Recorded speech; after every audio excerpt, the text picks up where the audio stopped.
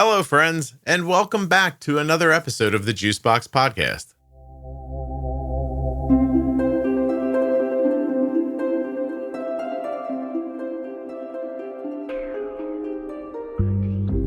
Yeah, my name is Mitch. I'm the parent caregiver of a type 1 diabetic, and I'm 48 years old, and I'm from Illinois. This episode of the Juicebox Podcast is sponsored by Skin Grip, durable, skin-safe adhesive that lasts.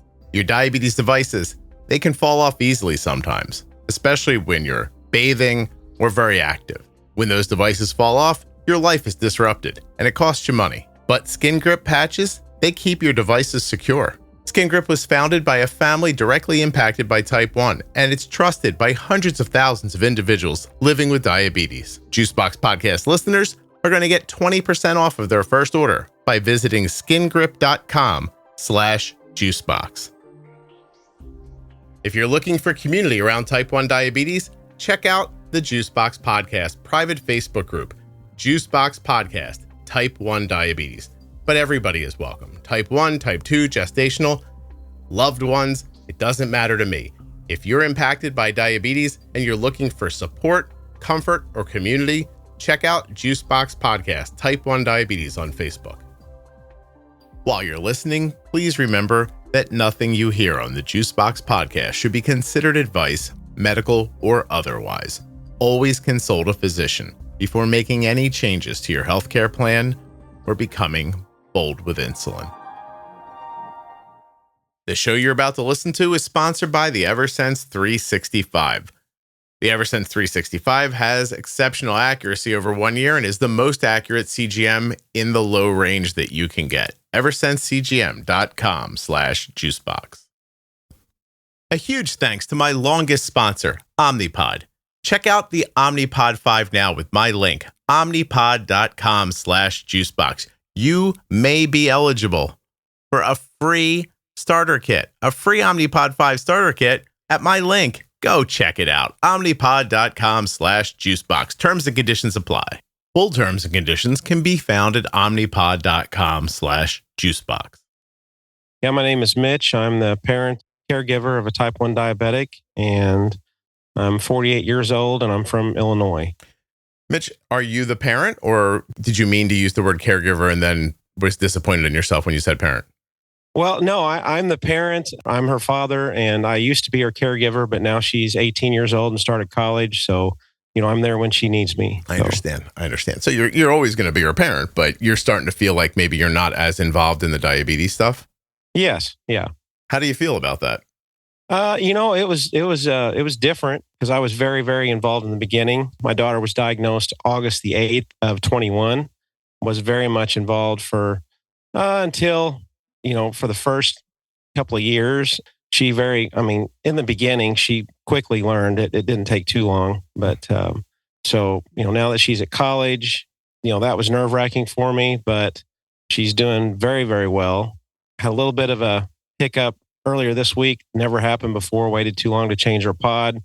Blood sugar got really high, and I called her, and she didn't answer because she was on hold with her local children's hospital with her endo. So that made me very proud that she took care of that herself, and talked to the nurse very quickly, got it back down. But yeah, she's doing a great job. That is awesome. Was she about 14 or 15 when she was diagnosed? Yeah, she was 14. Mm-hmm. Do you have other kids? I do. I have an 11-year-old son. Anybody else have autoimmune stuff going on in the family?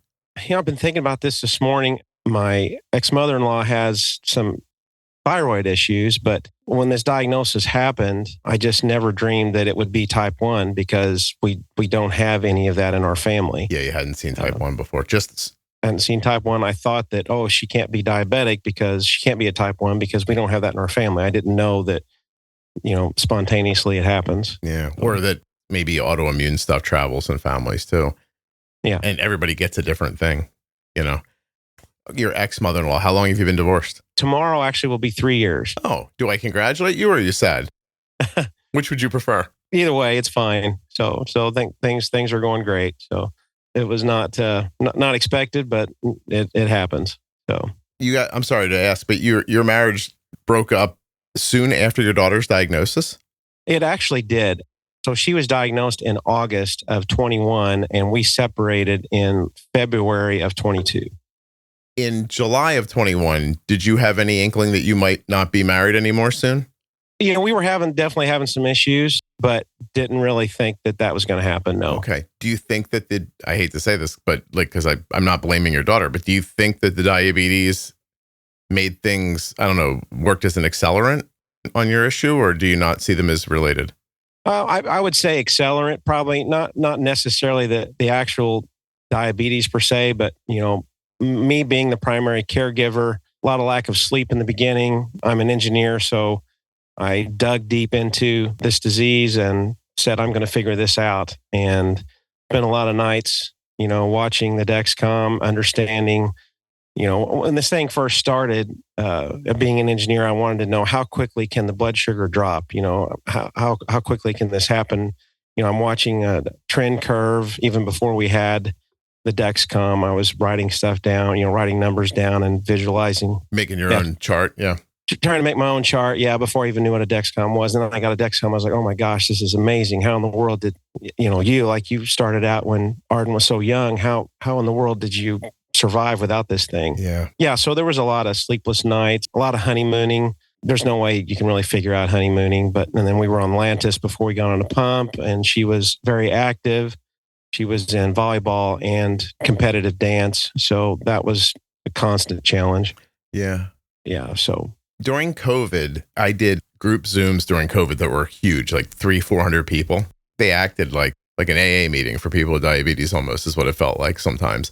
I don't know why, like during Zoom, people were very cool. Like nobody wants to do that anymore, which is fine. But anyway, the point of it is that there was this woman on that would come up every week, and she was really struggling. You could see people trying to help her. I tried to help her. Like everybody was trying to help her, but she didn't have a CGM, and she kind of couldn't imagine everything that was going on. So I had her make a plot. Like I had her plot out her blood sugars. Then I was like, okay, now just draw a line from the one on the left to the next one on the right and keep doing that. And I said, it's not exactly like a CGM, but here's the basic idea of what's happening to your blood sugar. And just seeing those lines, like, oh, it was raising up here, it was coming down here. She was like 2 weeks later doing so much better. Mm-hmm. It was really, and you're like, listen, you've said twice, I'm an engineer. The first time I thought you were going to say, I'm an engineer, I'm difficult. That's how I ended up divorced. But, but you were, I'm definitely difficult. Bitch, all right. But instead, you were like, I'm going to try to figure out how the insulin works. And I thought that was pretty brilliant. Like, let's first understand the action of this thing so that we can, I'm assuming your thought was, once I understand what it does, I'll learn how to stop it from doing it or make it do it. Yes. Yeah. Oh, that's brilliant. Yeah. Very good. Yeah. Because when they explained to me honey, of course, I had all these terms thrown at me when this first happened, and they were honeymooning.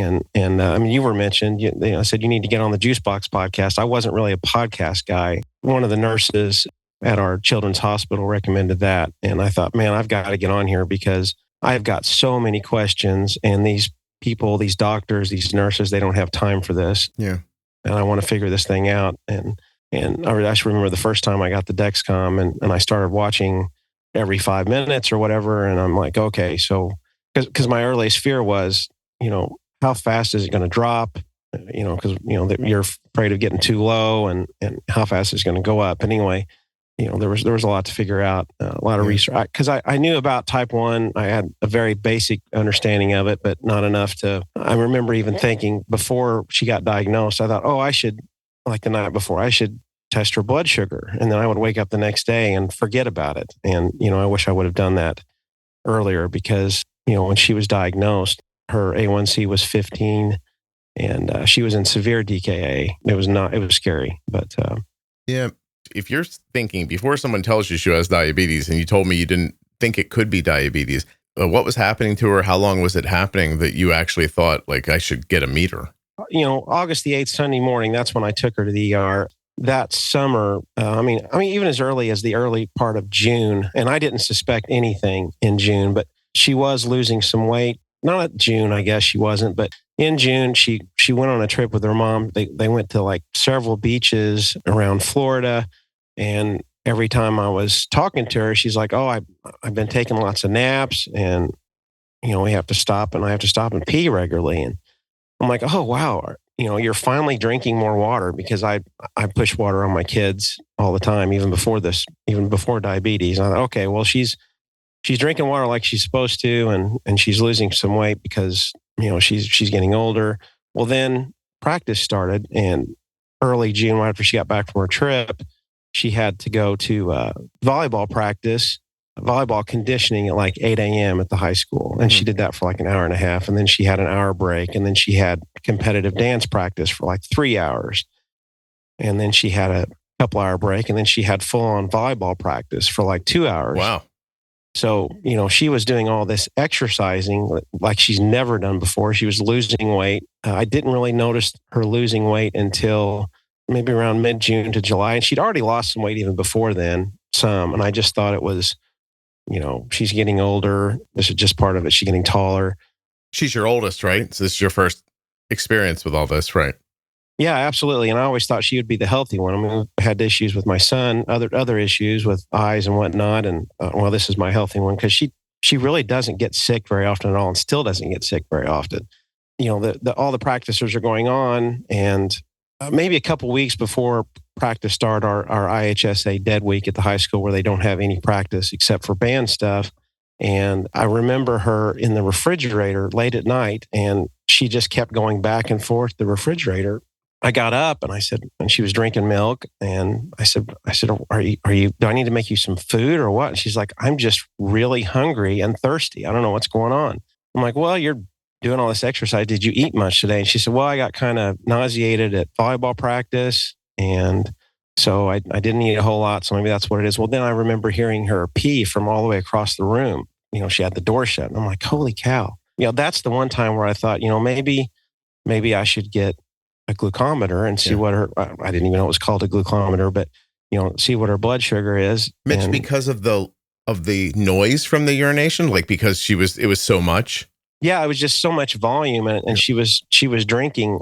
She was drinking a lot, and then I remember maybe 30 minutes later she got up and peed again, and I remember at that moment I thought, oh yeah, the trip. I remember she said she was urinating a lot. So this is like the week, maybe the week before she started getting sick. Like I really started noticing her getting sick. And she wasn't really sick up until then, but once in a while she'd say, oh, I got nauseated at practice. I thought I was going to throw up. I said, well, were you running? She said, yeah, I was running, which I didn't even know vomiting was a symptom of type 1. Mm-hmm. And then, once that IHSA dead week got there, well, she stopped all of her exercise and she went to band camp. And that's when she got sick.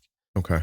Like I remember that Monday band camp started, and she was okay. But then Tuesday, she's just like, I don't feel good. And I thought, man, she's really lost some weight. There was no like vomiting at that point because she wasn't as active. I'm assuming, all the activity stopped and then her blood sugar just spiked, I'm assuming is what happened. Yeah, it's a reasonable thought. I mean, and then you're saying by the time you got her to the hospital, her A1C was 15. This episode is brought to you by Omnipod. Would you ever buy a car without test driving it first? That's a big risk to take on a pretty large investment. You wouldn't do that, right? So why would you do it when it comes to choosing an insulin pump? Most pumps come with a 4-year lock-in period through the DME channel, and you don't even get to try it first. But not Omnipod 5. Omnipod 5 is available exclusively through the pharmacy, which means it doesn't come with a typical 4-year DME lock-in period.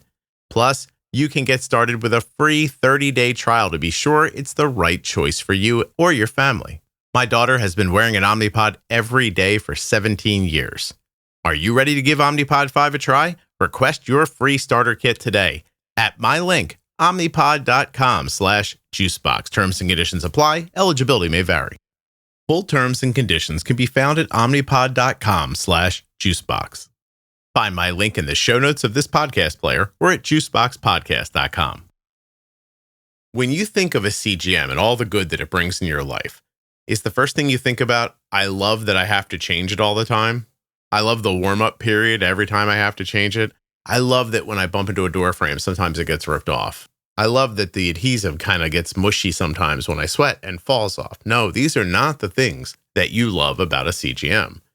Today's episode of the Juicebox Podcast is sponsored by the Eversense 365, the only CGM that you only have to put on once a year, and the only CGM that won't give you any of those problems. The Eversense 365 is the only 1-year CGM designed to minimize device frustration. It has exceptional accuracy for 1 year with almost no false alarms from compression lows while you're sleeping. You can manage your diabetes instead of your CGM with the Eversense 365. Learn more and get started today at eversensecgm.com/juicebox. 1 year, 1 CGM. Yeah. So Saturday night, I remember I took the family out to Joe's Pizza, and she didn't really eat much. And she got done. We were coming home, and her respirations were fast. And she was sitting in my passenger seat. My wife at the time was driving our son. We were in separate vehicles. And I said, "Why are you breathing quickly?" And she still hadn't had COVID at this point. And I thought, well, is it difficult for you to breathe? And she said, "No, I just can't really get my breath." And she was breathing fast. And so we got home. I did a COVID test on her. I checked her fever. She didn't have a fever. That Saturday morning, she had woke up and she looked really swollen in her face. There was two things going on. She looked really swollen in her face. She felt terrible. I said, "Do you have a sinus infection?" She said, "No, but I fell asleep first." She had a bunch of friends over Friday night, and Saturday morning, she woke up and said she fell asleep first. I'm like, okay, so then I'm really watching. Saturday night, she's doing the fast respirations. I look at her arms, and her arms have like purple splotches on them. And I said, "Wow." I said, "How long has that been there?" She said, "Well, I don't know. I just noticed it." And I said, "Wow, you look really skinny." She said, "Yeah, I'm eating plenty, but I'm not feeling good at all." And anyway, so we got home and we talked. And I said, "Okay, if you're not better tomorrow," I said, "we're going to go to the ER." And she woke up the next morning and she had the splotches even on her legs. And she said, "I just feel there's something wrong. I feel absolutely horrible." And so I said, "All right, get you a drink." Well, she grabs a quart of regular Gatorade and, like full sugar Gatorade. And we head to the ER. And, just by chance, I went to the smaller hospital that is less crowded. And we get there and they take her back immediately. And I go in to see the doctor, and the doctor's like, ask her some questions. He's like, 2 minutes. And he's like, "Okay, your name's Mitch." I said, "Yeah." He said, "Give me about 15 minutes. I really think I know what's wrong with your daughter, but I'm not going to say anything until we run some tests." 15 minutes, he comes back and he's like, "Well, I got one more test to run. First of all, she's positive for mono." He said, "But I don't think that's the problem." He said, "There's definitely something else here. I'm waiting for about another 5 minutes." So she's positive for mono. He comes back and he says, "Your daughter's A1C is 15 and her blood sugar is 610. He said, your daughter is a type 1 diabetic." And I'm like, wait a minute. I mean, this is the mono, right? Doesn't the mono somehow affect the pancreas or something? This is temporary, right? And he said, no, your daughter's a type 1 diabetic. He raises up the sleeve of his shirt and he says, and he points to his Dexcom. He says, "I'm a type 1 diabetic." He said, "I've lived a normal life. I'm a doctor." He said, "Your daughter is going to live a normal life. Everything's going to be fine." He said, "It's going to be a big adjustment for a few months, but you guys can do it. Which children's hospital do you want me to have come and get her?" He said, "Because she is in severe DKA." At this point, she was kind of not really lucid. She was a little bit out of it, really not present. She was awake.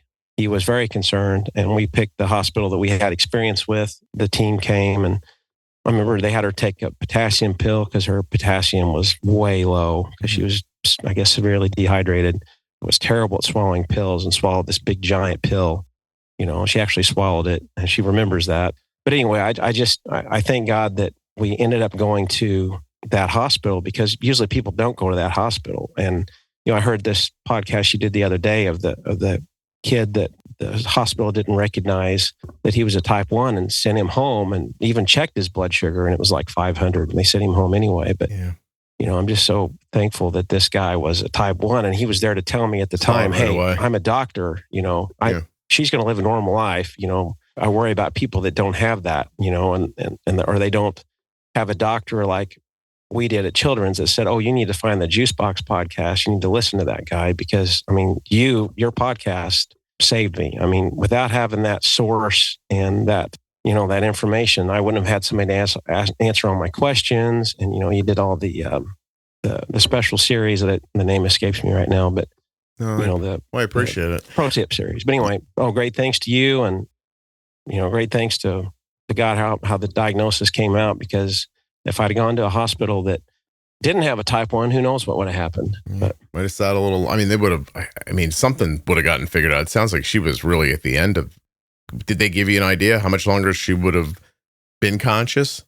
they said it was it was a pretty severe case. They told me what her, the pH of her blood was, or whatever that number is. And I remember they said it was in the severe level, like it was in the acidic side. But the good thing is, he got her on he got her on insulin and dextrose or whatever right then. And then we got her to the hospital, and she was only in the hospital for 3 days. And then after the third day, she still had some ketones, and she's like, how do I get out of here? And they're like, just keep drinking water. She said, because they said, you're not going to get out until your ketones get into the small range. Mm-hmm. So she's like, I want to go to school tomorrow, because it was her first day of high school. She was going to be a freshman. And so we got out of there, and she ended up making it to her first day of high school, even after being in the hospital for 3 days. So quite a turnaround. I was sitting here wondering how long she was in because of all the different test results and far along she was. It's even like striking as you're telling this story. And I'm sure you've been over this in your head 1,000 times, but purple welts, significant weight loss, urinating strangely and constantly, falling asleep all the time, doesn't feel well, blah, blah, blah. Like if I walked up to you right now and said, hey, I'm around another human being and listed all those things, what do you think I should do? You would say, I think we should take him to the hospital. Yeah. But when it's happening to you slowly like that, mm-hmm. it doesn't occur that way. Mm-hmm. The Kussmaul respirations at the end, like I've been emotional since you brought that up, because I'm sitting here right now and like clear as day in my head, I can see my now 21-year-old daughter as a 2-year-old. I can see her laying on my wife's lap and breathing like that. Oh, really? Yeah, just as clear as day. And I remember sitting there, not like, until it struck us what was wrong with her. For the week before that, no one said like, that's weird. You know what I mean? Like she's acting, all we would say was she seems like she doesn't feel well. Yeah. And instead she's dying, like literally. Oh, yeah. And you're just like, well, that's interesting. And it's weird how it never, I don't know. I don't know what that is about us, that I have so much hope, and the body's so resilient. Like think of all the things that are happening to your daughter or happening to my daughter while they're being diagnosed before they are. And they they keep going. You know what I mean? Like it's pretty fascinating, honestly. Wow. You did a great job, man, working through all that. Were you by yourself in the hospital that night, or was your son and your ex there as well? My wife at the time was there. I took her Sunday, and we had a family group chat. And I'm like, okay, she's a type 1. At the time I told my wife I said, pack a bag, pack my bag. They said, we're going to be gone at least 3 days to Children's, the emergency. I mean, the ambulance from Children's was coming to pick her up. And then my ex-wife's like, oh, wow, the ambulance is coming. I said, yeah, it's bad. Yeah. Because I told the doctor, I said, well, can I just drive her there? I said, it would be quicker. And he said, no. He said, you're not driving her there. He said, the ambulance is going to come and pick her up. Yeah, we need somebody with her constantly that can save her life in case this goes the rest of the way south. Yeah. Wow. Yeah. And, if she hadn't have been in dance and volleyball and had 3 practices a day, and then if she hadn't got mono, because the mono is what really got me looking at her, because her face was swollen, and I'm thinking she had some kind of sinus infection. All these things kind of came together to where we got her there on time, or it could have been. No, you did. Yeah. Been bad. Well, it wasn't. And so there you go. That's pretty great. And she goes to high school. First day of high school, she makes it in. First day of high school, she makes it in. Yeah. Doesn't have the Dexcom yet, because, this is day 4. Yeah. And I'm already learning about, I've listened to enough podcasts where I've heard about 504, and I knew the nurse. I go to the church with the nurse. I'm like, we got to get this started. Please tell all of our teachers. Mm-hmm. I'm trying to get a Dexcom. You're going to have to help me convince her to check her blood sugar. Tell the teachers to watch out for signs. And fortunately, the nurse at the school, her husband is a type 1, so she knows quite a bit about it. So, okay, well, that's helpful. Yeah, you keep running into type 1s in very valuable situations. I mean, I heard in your voice how much it meant for you for that doctor to have type 1, and just to say to you, like, look, me, I'm a doctor. I have type 1 diabetes. Like, your kid will be okay. And it's a big deal for you right there. Yeah. It's huge. When you start digging in, First of all, thanks to whoever it's a pretty big children's hospital. So I appreciate that you guys are telling people about the podcast over there. I think I have a general idea of where you are. Mm-hmm. Somebody tells you about that. The words that I hear every day of my life, I'm not a podcast person, but you made it to it anyway, because I imagine you're looking for information. This person co-signed on it. So you thought it was worth trying. Yes. Yeah. So tell me about not just the podcast, but everything that you did in those first weeks to try to get your knowledge base up. Well, it started at the hospital. Our hospital was great. They made us do the calculations. They had a dry erase piece of paper that was laminated, and they said, all right, you're going to do the calculations. We're going to do the carb counts for you. And they told me, they said, you need to get on Calorie King, or you need to Google search and get used to counting carbs. And so they brought our food in and they said, here's how many carbs it is. You do the calculation. Because before that, we had somebody come in on a whiteboard and teach us the calculation, which honestly for me, it's pretty simple for me, but it's not simple for everybody. And I'm not trying to brag or anything, but I'm kind of a math guy. Right. So that part was easy, but then, so I did that. And then I'm thinking in my head, so we've got to do a correction based on her current blood sugar. So we have to finger stick her every time. I'm hearing this word, when they're going through, they're talking about honeymooning. I'm thinking, well, what if her pancreas kicks in, so we're going to have to watch. How often am I going to have to check her blood sugar? And I still really haven't learned much about the Dexcom, but they're telling me about it. So anyway, we do the calculation. They show me how to do the pin needle, and I've got to give her a shot the first time. And I'm like, no, I don't want to do this. This is difficult. My daughter's like, just stick it in my stomach. Just give me a shot. You're not going to hurt me. So fortunately, my daughter was fine with it. And so anyway, I gave her the first shot, and then, all the teaching kind of ends. And I'm like, okay, now what do I do? And I remembered, then a couple of the nurses saying, because I'm asking all these questions. I'm asking so many questions that when the team of doctors came around the first time, there was like 15 doctors outside of her door, like the next day. And so I'm like, oh gosh. I said, what are you all doing here? I said, well, this is a unique case. Your daughter was pretty far gone and she's making remarkable recovery. And so I'm asking these questions, and she's like, oh, are you in the medical field? I said, no. I said, I helped my mom study for nursing and I have an interest in it, but I saw all these warning signs, but I was too dumb to do a blood check, or blood sugar check. I could have done this earlier. And then the lead doctor says, look, we have a dietitian here, and her daughter, the same thing happened to her. She was a dietitian and she ended up getting almost to the point to where your daughter is. It happens. It's just, anyway, so that helped me kind of reassuring.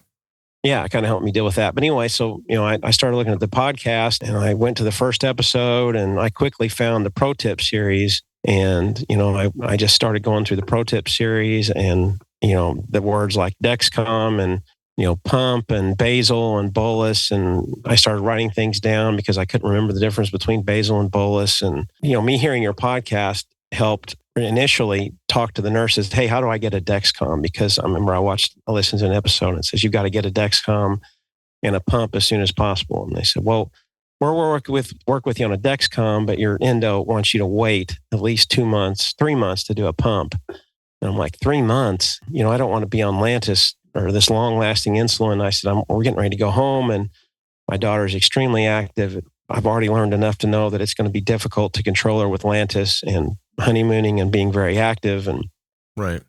Yeah. And she's got all these different things that she does in high school too. Mm-hmm. Yeah. Right. So you're thinking about all that too. There's dance and there's this and there's, volleyball and everything else.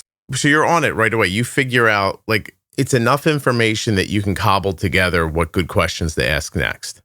Mm-hmm. Is that good? Yeah. Okay. All right. Good. I'm sorry. So yeah, about the Dexcom. Yeah. Fine. Yeah. So, I remember I called the hospital. They tell me how to call the hospital, after hours or before hours. And I said, look, I want to get a Dexcom. I was up late last night.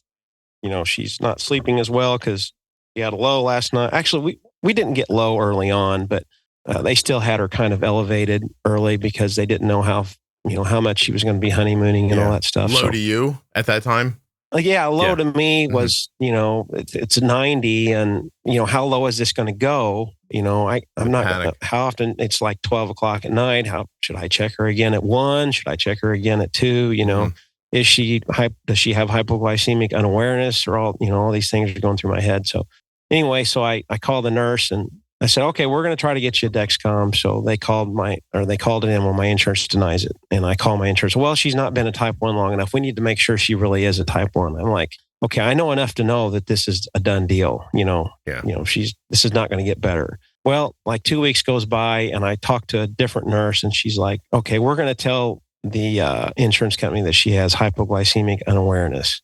Am I saying that right? Yeah. They do that process. And then I finally get approved to get a Dexcom. I have to go through a prior approval. And that was a nightmare trying to get things faxed. And then I finally get the Dexcom. In the meantime, I'm still listening to these podcasts. And then once I got the Dexcom and I saw the numbers like in real time in the graphs, I'm like, I felt a lot better. But at the same time, the honeymooning thing scared me. And I mean, there wasn't one particular episode that I remember, but I was just listening to it as much as I possibly could. Sure.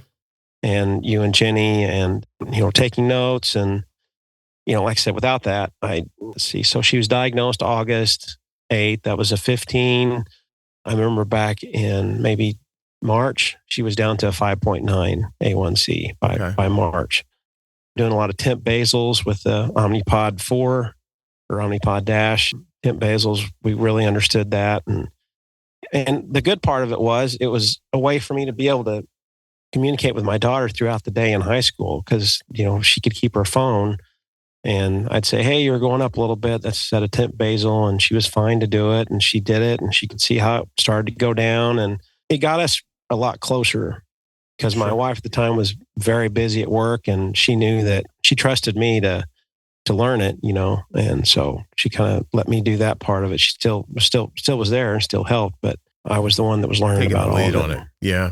And your daughter seems like she picked up the mantle pretty easily. Like, is that personality wise not surprising to you? It really didn't surprise me. I figured she'd learn pretty quick. She's smart and she's very devoted, and I knew she would take it seriously. She didn't mind telling people. I'm not saying that's a bad thing. If people don't mind telling people, I totally understand either way, but it just made it to where, more people were aware at the high school and more people were watching. We had trouble with the exercise in the Lantis. So I didn't attend practices, but I made sure I was at all the games. Coaches understood that even though there was a no eating policy, she was exempt from that until we got on the pump and then we could set a temp basal. I mean, that was a huge game changer because we had to kind of estimate on Lantis based on ball games. And of course, we were adjusting it in the beginning a lot. I was calling the hospital a lot, which they were extremely helpful, and they still are. I had trouble getting a pre-authorization for a Dexcom like 2 years ago. So we're 2 years into this. And I had a manager at the hospital that literally went downstairs in the dungeon and found an old-fashioned fax machine to fax to my pharmacy company at the time, my pharmacy provider, and spent the whole day trying to get this pre-authorization so that we could get our Dexcoms filled on time. But so we had a lot of help there. People helping, yeah. 2 questions. How long did it take to get the Dexcom, and then how long did it take to get the pump? I should have researched that exactly, but I'm going to guesstimate it really wasn't too bad on the Dexcom. I mean, it seemed like forever, but I'm thinking, and I looked in her logbook, I'm thinking around 4 weeks to get the Dexcom, but I tried to get the Dexcom right away. And I remember the insurance saying, oh, well, she's not been a type 1 long enough. You're not going to be able to get that. And even some of the hospital people said, no, it's too early. And of course, I'm blessed with really good insurance. And I think it was around 3 weeks where the hypoglycemic unawareness went in, and then the pre-authorization took like a week. And then, so I think it was around 5, 6 weeks. And we went to see the endo after a month. Maybe it was every 2 weeks and then a month. And I said, hey, I'm ready for a pump. And he's like, no, he said, you need to keep doing, manual injections in case you're not able to get pumps. I'm like, look, we're experts at manual injections. She's extremely active. Lantis is driving us nuts. Yeah. I think it was around 2 months and we went right to the Omnipod, which I'm so glad we did because I've got some friends and, they're used to the pump. I mean, they're used to tubing. Mm-hmm. She's never had that. She's always been able to leave it on all the time and it doesn't get in the way of sports. Yeah, it works for her. Glad we had your recommendation on that. Oh, so glad. Oh, that's awesome. Well, it occurs to me that because of the way you think and the way you process, and I'd like to understand, please understand, it doesn't have to be just from the podcast. I'd like to understand what information moved you along like, as you were learning, like, what is it you figured out? How did you figure it out? How did you put it into practice? And then how did you QC it once you had done something? Yeah, probably the bump and nudge episode comes to mind because, it's always the doctors say, well, you've got to do 15 carbs.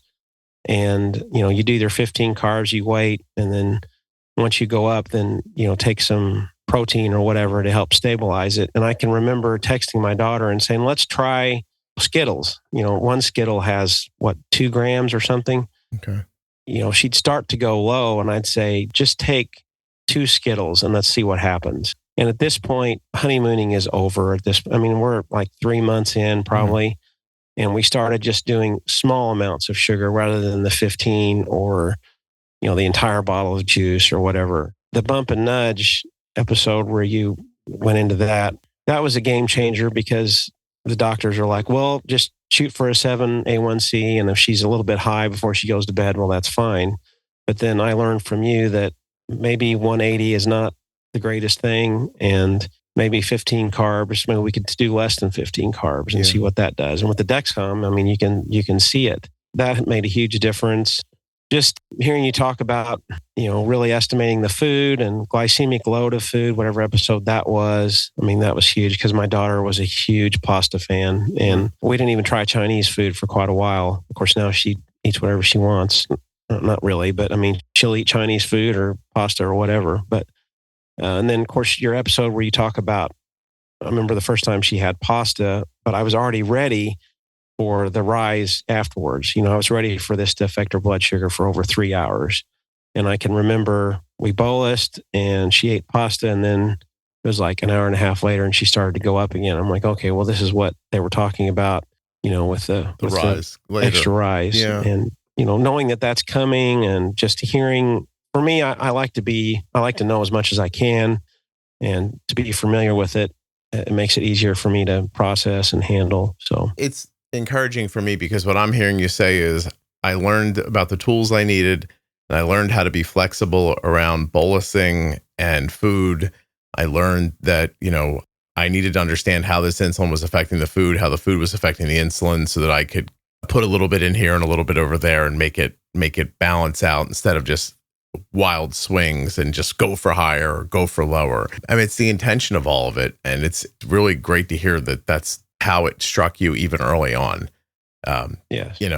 That's awesome. I was trying to share this without being too personal, but Arden was explaining, a friend of Arden's wanted to understand diabetes better.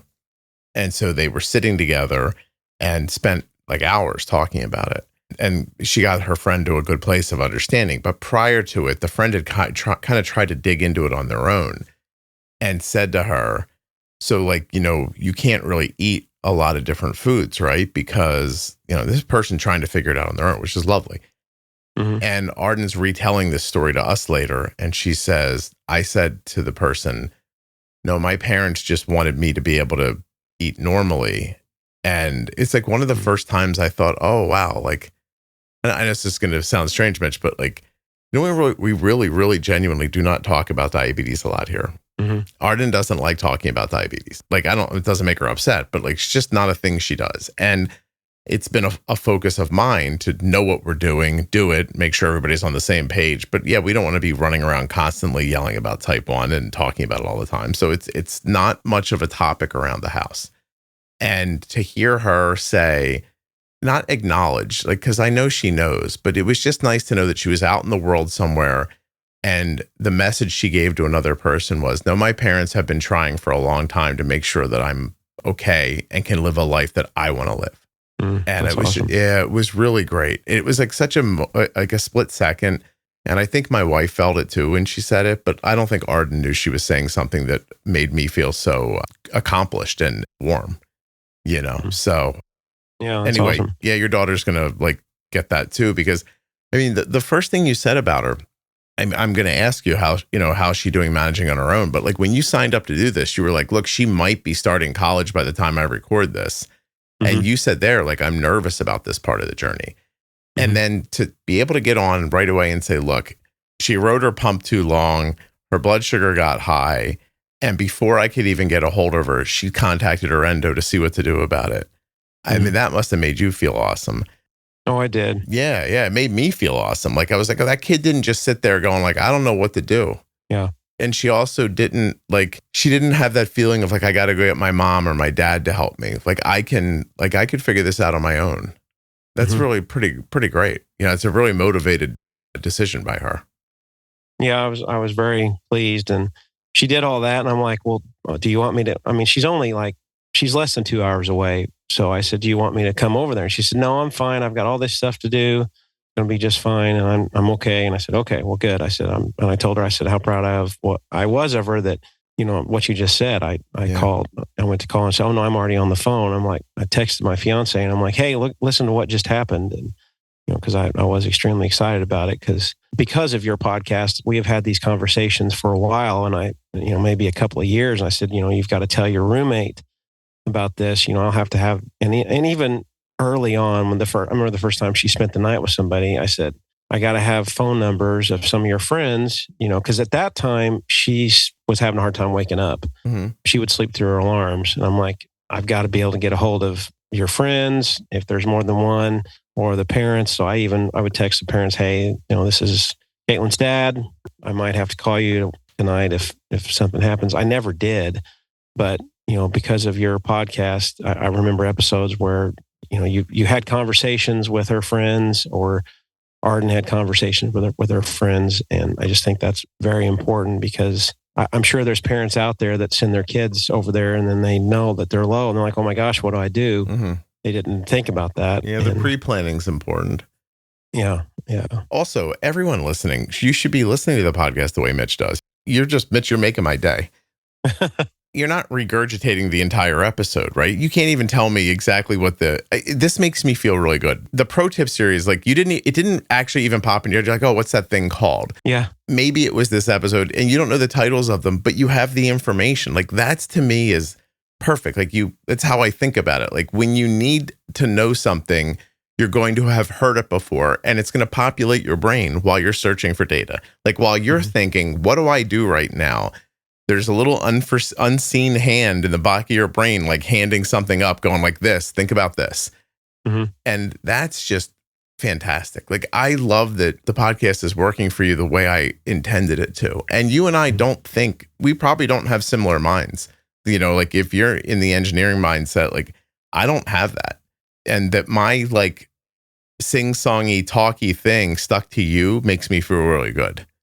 Oh yeah. I mean, I've enjoyed every one of your podcasts. I can remember, just piggybacking on what you said you can look at a plate and just tell how many units. I can't even understand. I can't even begin to process that, because I have to think very methodically. Okay, there's this many carbs. I mean, I can look at a plate and guess the carbs pretty good, but I can't just look at a plate and say, oh, there's so many units. But I mean, when I used to pack my daughter's lunches in high school every day, and so I would weigh everything, and not everything. I would weigh pasta. I would weigh pasta and rice. That's all I would weigh, because I wanted her to have, I didn't want her to have to worry about that. But at the same time, I told her, I said, be mindful of how much I'm putting in there, so that, and she's learned over the 4 years in high school that, she can guess really good. But I've always thought it's interesting how you can just look at a plate. Oh, that's 10 units or 8 units or 6 units or whatever. I can't do that. Like you said, we think differently, but in that regard. But I'm kind of thrilled that you brought that up, because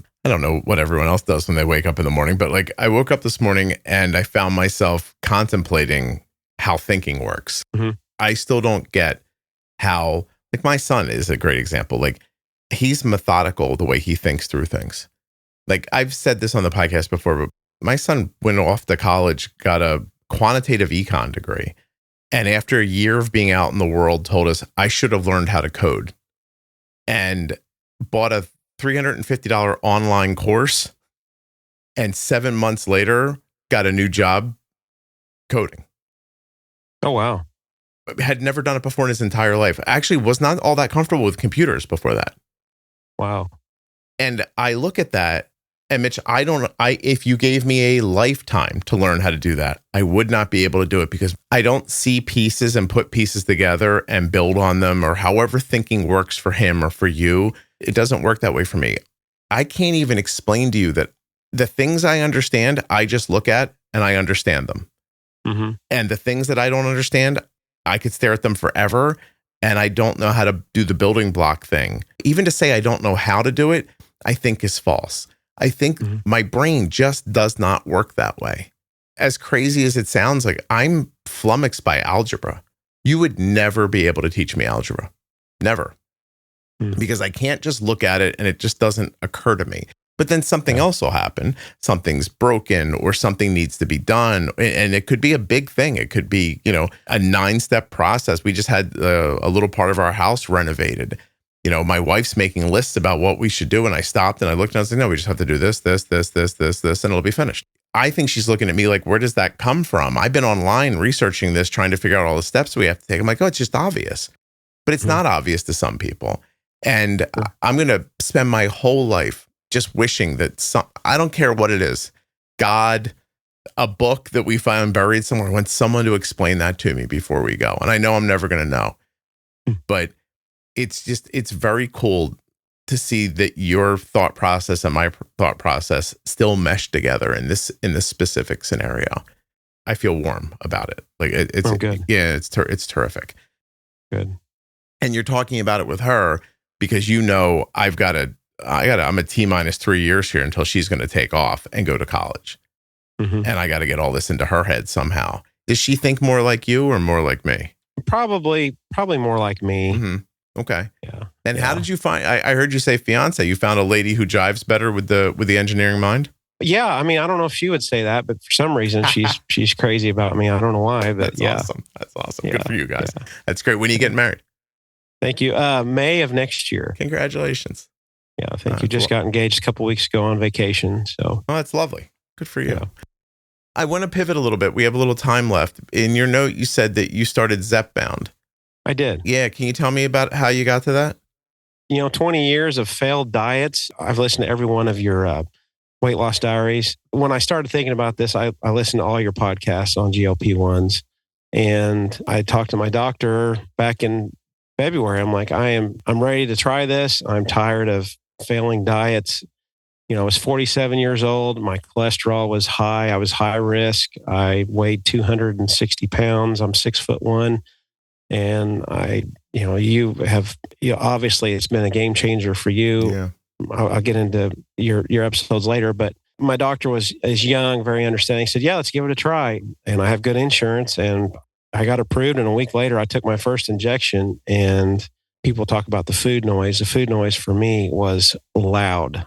It was loud and it was silenced. I mean, and it's February and this is August, and I'm down 36 pounds this morning. Wow. And I feel better than I thought I ever would. I never thought I would feel this good. And you're nowhere near it yet, and you don't even know. Really? That's the thing I've learned, having done this now for over 2 years, that every time there's like a little milestone that happens, you're like, this is it. Like, this is the best I've ever felt. This is the best I'm ever going to feel. Like, this is awesome. And then 20 pounds later, you're like, well, this is the best I've ever felt. I'm never going to feel better than this. And then one day you wake up and you say something to yourself, like I've said, which is, I'm now 20 pounds lighter than the number I imagined I should be. Oh, wow. And I'm looking at myself thinking, I'm not really there yet. Yeah. You don't know where there is until you get closer to it. That's good. And you're going to be stunned how you look back a year from now and think, I remember when I was down 36 pounds and I thought, my God, my life is better. And now 6'1", and I weigh, I mean, honestly, if you end up, I don't know your build, but if you end up somewhere between 190, 205 pounds or something like that, you're going to have lost 60 or 70 pounds, and you're going to look at yourself and think, I do not recognize myself at all. And I didn't know. I had this thought constantly. I was helping she wouldn't mind. I was helping my sister-in-law talk through this yesterday.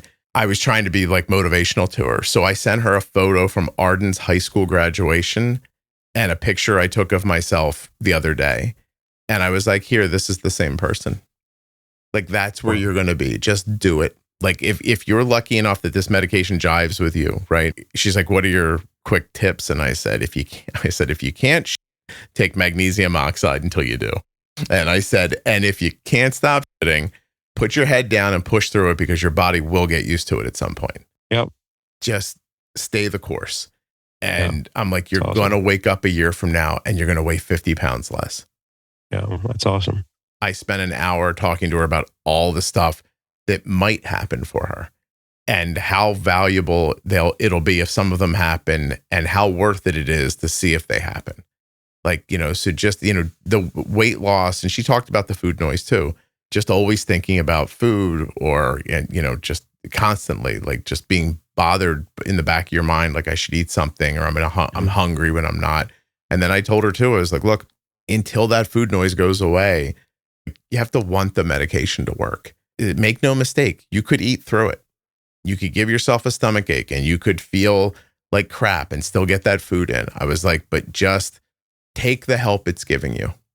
You know what I mean? Like just try your hardest not to fight with it. So 36 pounds in 6 months is terrific. What level of Zepbound are you on right now? I'm still on the 7. Was it 7.5? Yeah. So, and you're losing weight still? I really need to up my dose. The problem is my doctor has changed jobs, so he's not going to be my doctor anymore. And I haven't got a new doctor, and I'm supposed to get my refill tomorrow. And I really wanted to up my dose because this is going to be my 3rd month. And this month's been a little bit of a challenge, but at the same time, I want it to be a challenge because I don't want to be, I don't want to be completely spoiled by the medicine because I still have to, it still takes effort. Yes. Yeah, for still sure. A lot of effort actually. And, but just not nearly what it used to be. It went from failed diet after failed diet after failed diet to the diet that actually works. And then you get some encouragement and then you just keep going. Mm-hmm. And, I don't know if you've done this early on, but every now and then I'll look down, I'm like, oh, I don't have this big giant belly anymore. Sometimes I forget. Yeah. Or I'll see myself. I remember you said something about seeing yourself in the reflection when you were at an airport the other day, your weight loss diary. And I've done that before. I've looked over there. I said, my gosh, I can't get over how much weight I've lost. Yeah. Or the episode where you talked about, your kind of emotional moment you had when you bought new clothes. And I thought, gosh, I'm not going to have that because I don't really care about clothes. And then when I actually was able to go from a 38 to a 32 waist size and, really a triple X to a single X or a large shirt. And I put my clothes on. I thought, well, now I understand what he's talking about. I actually care about what I'm wearing. I care about what kind of jeans I buy, what kind of shirts I buy. It was bothering me a lot more than what I thought it was. Yeah. And you lie to yourself a lot. I guess that's what it was, lying to myself for years. To make it palatable. Mm-hmm. I don't care about clothing. I'm not a clothing person because that's what I always said. Yeah, because I look like crap in them and I can't buy cool looking stuff. And even if I would look dumb in it. Yeah. Yeah, that vibe. So, no. You're having the whole experience. This is awesome, man. Kind of at the same time I did. Like, my daughter left for college and I was like, all right, like I went to the doctor and I was like, listen, I kept these kids alive for a long time. They seem to be on a good path. Like, I think I need to save my own life now, and you're doing something similar. You're ahead of me, man, by a number of years. So a lot of awesome time moving up. And I hear what you're saying too about not wanting to rely heavily on the medication. Like you still want it to be about your effort too. Mm-hmm. And I've had that experience. You'll hear about it eventually, but I've had that experience in the last couple of weeks because there was a week here. I don't know what happened exactly. Like I really couldn't begin to tell you other than I think that there was a buy one, get one free ice cream sale at my grocery store. Yeah. And I bought one for my son, one flavor he likes. And I was like, oh, I like this one. I haven't had this in forever. And I bought one for myself. And as I was walking out of the store, I thought I would make this into an ice cream cone. I like the crunchiness of the waffle of the cone. I'm going to get a cone. And then before I knew it, over the next 7 days, I'd had 3 ice cream cones. Oh. And because of the medication, of course, I didn't gain any weight. Yeah. But I was off track. Mm-hmm. And I realized that I was like, oh my God, like this is how this used to happen. But I couldn't stop it before.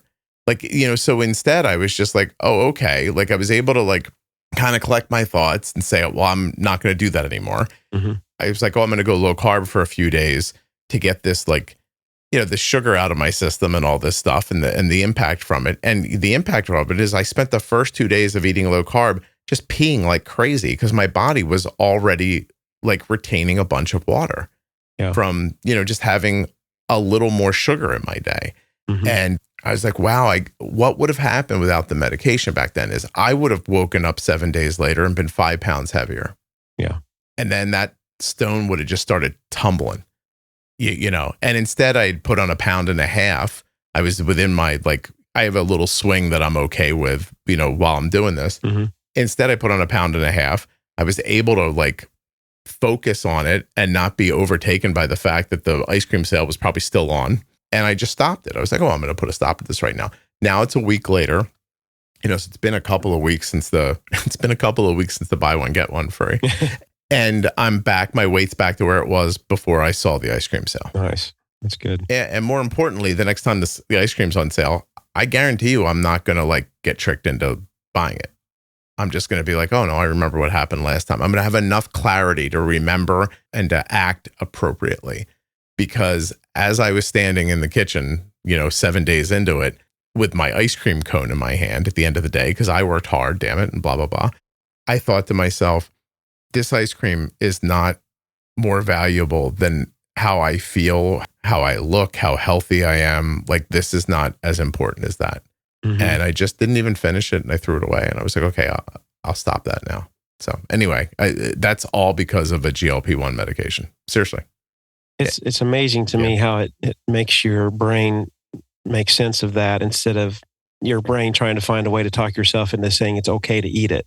Yeah. You know, yesterday I ate with some of my good friends, or day before yesterday. I'm the only one at the table that had a Cobb salad with steak, and that never happened. You know, I would always get fried fish or a big, you know, cheeseburger with a giant bun, or I would get fried chicken wings or whatever. And I'm sitting there, I'm thinking, I'm the guy at the table that was able to get a Cobb salad with steak and a vinaigrette dressing and absolutely loved it. And I still fight with the urge once in a while. I'll open up the pantry and I'll be like, oh, I want to get something to eat. And I'm like, wait a minute, I'm not even hungry. Why am I doing this? It's just, I'm still not quite out of that habit yet. Even though I'm not hungry, I just do that once in a while, not very often, but I'm able to say, oh no, I don't need that. So, or have less of it. Yeah. Have less of it. Like you said, you know, you were able to eat 2 or 3 M&Ms. And when I'm listening to that episode, I'm like, I can't eat 2 or 3 M&Ms. I mean, if there's M&Ms, peanut M&Ms, I'm going to eat all of them. Yes. You know, until I'm eating the bag, and then that doesn't happen any longer. Or, you know, I don't know if you've had the experience where you're at dinner with a bunch of people and they comment that you're not eating very much. Mm-hmm. And I look down and I've never said it out loud, and I never would. But what I think now is, no, you're eating too much. Yeah. I'm eating the right amount, because look at my body holding its weight at the proper, you know, composition. Yeah. Yeah. And that's not a thing, because in the beginning, when they said that, I'd say, oh, I know I can't eat enough because the medicine's stopping me. Mm-hmm. And I thought of it as the medication stopping me from the amount of food that I wanted to eat. And now I see it as the medication allowing me to eat the amount of food that I actually need. Yeah. Yeah. You got to be in it for a while until you start seeing all the different little lessons that come from it. And still, you know, you have to deal with, I saw somebody online the other day. She's like, oh, that's just that medicine that stops you from eating. And I was like, oh, you don't understand this at all. It's interesting. Like, and how dismissive they were about it. Mm-hmm. And I still go back to what I thought in the very beginning, which is, what do you care? First of all, like, I'm overweight. I'm going to have a heart attack. I'm going to have a stroke. I'm not going to live as long. What do you care how that doesn't happen to me? Like, I just need that not to happen. Right. Like, what's your stake in this that you want to be shitty about this when you're talking about it? And, you know, by the way, that person I saw the other day online, like, if their avatars and a clear representation of them, they're not a person who struggles with any of this. Yeah. You know, so easy for you to say. And thanks, you know. Anyway, Mitch, this is really great. Are we missing anything that we haven't talked about that we should have? Or anything you want to add? I don't think so.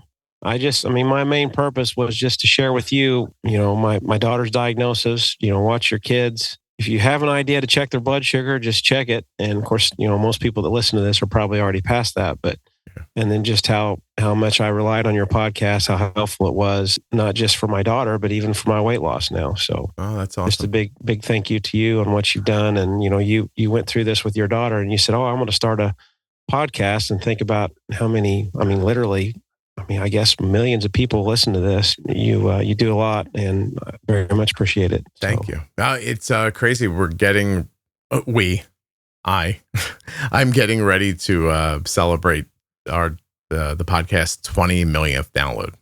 Wow. Yeah, which is really insane. Like there's podcasts, like, don't get me wrong, there's, podcasts, in the top 1%, they probably get 15 million downloads a day, or whatever. But I'm really proud that something this niche spread this far and wide, because it's unheard of for a podcast about type 1 diabetes to reach 20 million downloads. It would be impressive if a podcast on type 1 diabetes was up for 10 years and had 2 million downloads. Like, that would be impressive. It really would be. To say that there's 20, or that, on any given day, the podcast is charting in like 40 some countries. Wow. It's really, really nuts, It's amazing. And for you to come on and share your story with everybody listening is very generous, because the podcast obviously doesn't exist very long if it's just me here talking to myself. I appreciate you taking the time and sharing all this. And you really honored me by the way you spoke about how the podcast helped you. I am incredibly, incredibly proud of your daughter, even though I don't know her. I'm excited for her to get going and learn everything. And I'm going to tell you right now, Mitch, that there are going to be things that happen over the next 4 years at college that are going to test everything. And you're going to have to keep learning and adjusting and being gracious with your daughter. And there's a lot still coming, man. So it sounds like you're ready for it, though. Appreciate that. Hope so. So. I guess one other quick thing, now that you just did a conclusion. No. The first 4 months of this, with my daughter in type 1 was very, very stressful, 3 to 4 months. But, after that, it was just everyday life. So those of you out here that, are really stressed out, I see it on your Facebook page. I try to comment when I can. The first few months, depending upon the caretaker's personality as to how long that takes. But, the first few months are really stressful and it seems overwhelming. But, if you listen to the Pro Tip series and talk with your endo and make the changes, and it does get to where it's just normal. And I like what you said about making sure your daughter, you didn't focus on that. I did that too much early on, but then realized that was a mistake and stopped doing that early on. And, it makes, rather than talking about diabetes every day, it just becomes the new norm. So anyway, I'm really glad for you that you were able to see yourself veering and bring it back. And if I had anything to do with that being in the front of your mind, I'm really happy to know that. So thank you. Oh yeah, you definitely did. A lot of episodes where you talk about that. So awesome. I appreciate it, man. And I appreciate that you kept listening too, that some people just do the management stuff and they're like, hey, everything's great. And then they go away and I think there's a lot to be gotten out of the conversations as well. So thank you. I appreciate you being a listener. Oh, you're welcome. Enjoy it. Absolutely. Okay. Awesome. Mitch, hold on 1 second for me. Okay. Sure.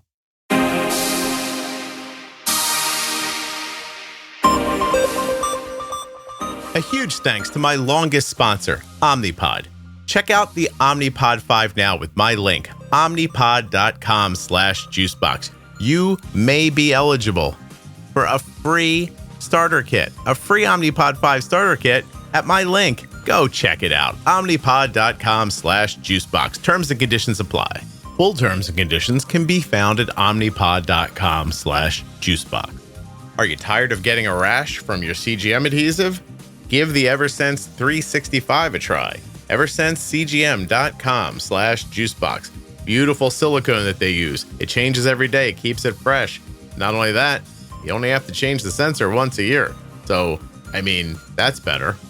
Did you know that Skin Grip has donated over $100,000 in scholarships to help people with diabetes? The people at Skin Grip, they know what it's like to live with type 1 diabetes. They know what it's like when your devices fall off at the absolute worst time, and they're here to help.